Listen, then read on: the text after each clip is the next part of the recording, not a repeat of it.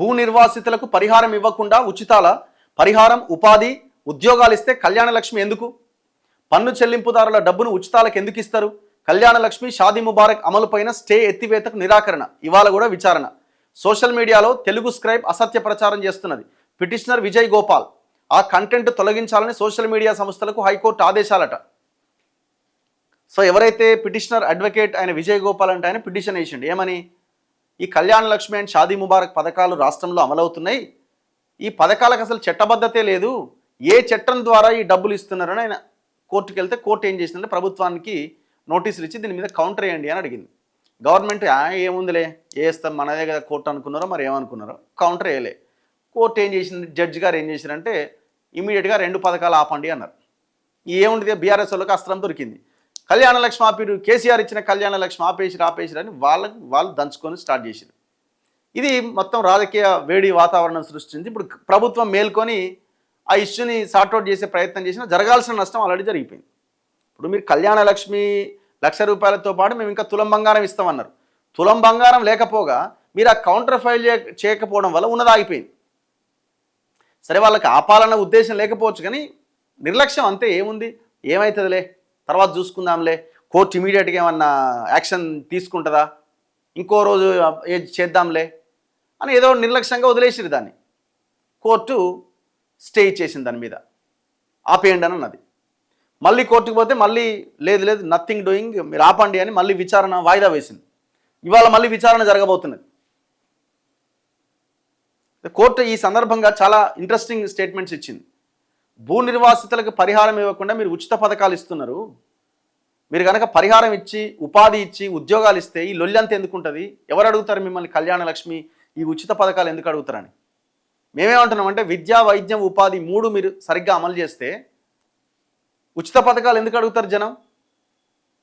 మీరు ఈ 3 ద్వారా ప్రజలకు జరిగే లాభము, మీరిచ్చే ఉచితాల ద్వారా జరిగే లాభం రెండింటిని కంపేర్ చేస్తే ఇది 1% కూడా కాదు ఉచితాల ద్వారా వచ్చే లాభం.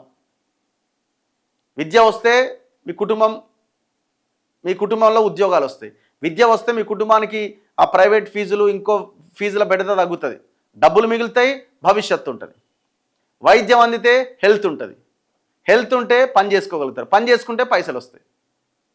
ఇవన్నీ బాగుంటే మీకు ఉద్యోగాలు వస్తాయి, ఉపాధి దొరుకుతుంది, కుటుంబం ఆత్మగౌరవంతో బతుకుతుంది. ఎంత పెద్ద ఈ లైన్ ఇది. ఉచితాలు వస్తే ఏమవుతుంది? ఆ రోజు వచ్చిన 1000-2000 ఆ రోజే కథం అవుతాయి. ఏముంటుంది దానివల్ల? సో కోర్టు ఈ సందర్భంగా చేసిన ఇంట్రెస్టింగ్ కామెంట్స్ అన్నమాట. దేశ ప్రగతి నిర్మాణం కోసం భూములు ఇచ్చిన నిర్వాసితులకు పరిహారం ఇవ్వకుండా ఉచిత పథకాలకేమో డబ్బులు ఇస్తున్నారు. అసలు ప్రభుత్వ ప్రాధాన్యాలు ఏంటి? చట్టబద్ధంగా హక్కుగా రావాల్సిన భూ పరిహారం ఇవ్వకుండా నిధులన్నీ ఉచిత పథకాలకు ఇస్తే ఎలా? వివిధ ప్రాజెక్టుల కింద భూసేకరణలో భూములు కోల్పోయిన వారికి ఇవ్వాల్సిన పరిహారానికి ప్రాధాన్యం ఇవ్వాలనా, ఉచిత పథకాలకు డబ్బులు ఇవ్వాలా అనే అంశాన్ని ప్రభుత్వం తేల్చుకోలేకపోతే ఎట్లా అని హైకోర్టు ప్రశ్నించింది.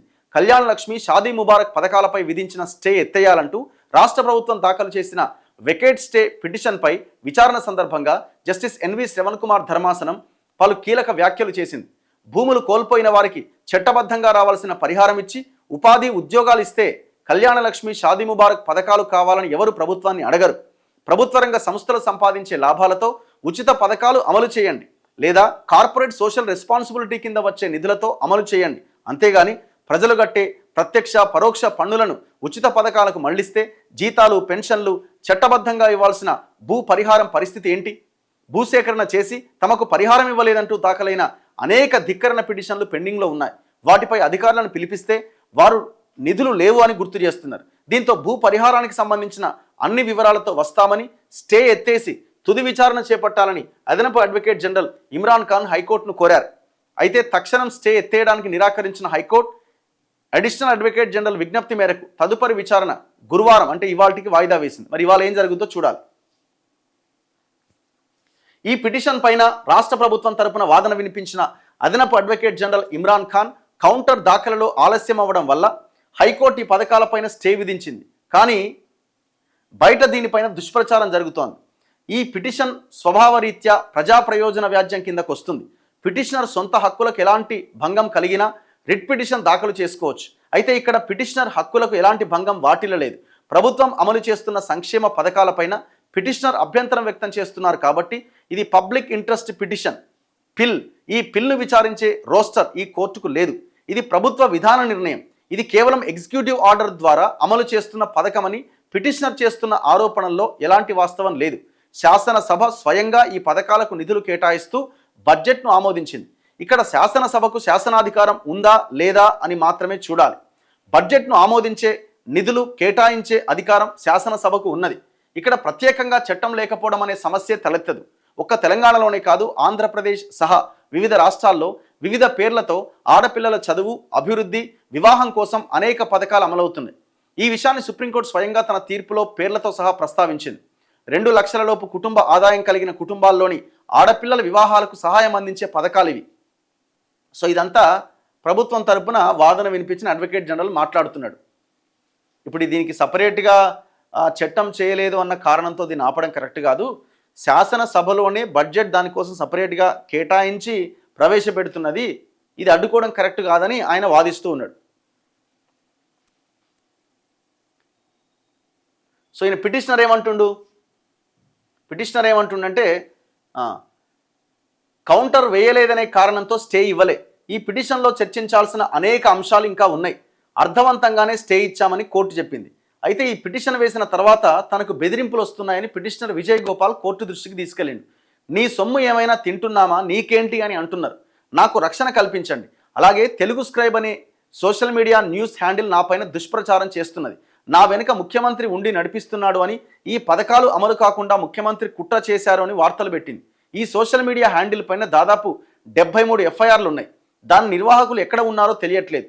ఈ పిటిషన్లో పోలీసు, రెవెన్యూ, సోషల్ మీడియా సంస్థలను ప్రతివాదులుగా చేర్చాలి అని కోరిందట. ఇది బీఆర్ఎస్కి సంబంధించిన ప్లాట్ఫామ్. అది కేటీఆర్ టీం నడిపిస్తుంది దాన్ని. ఏదేమైనా ఈ టోటల్ ఎపిసోడ్కి కారణం ఎవరంటే గవర్నమెంటే. కోర్టు కౌంటర్ ఫైల్ చేయనప్పుడు చేస్తే అయిపోద్ది కదా, లొల్లి ఎందుకు?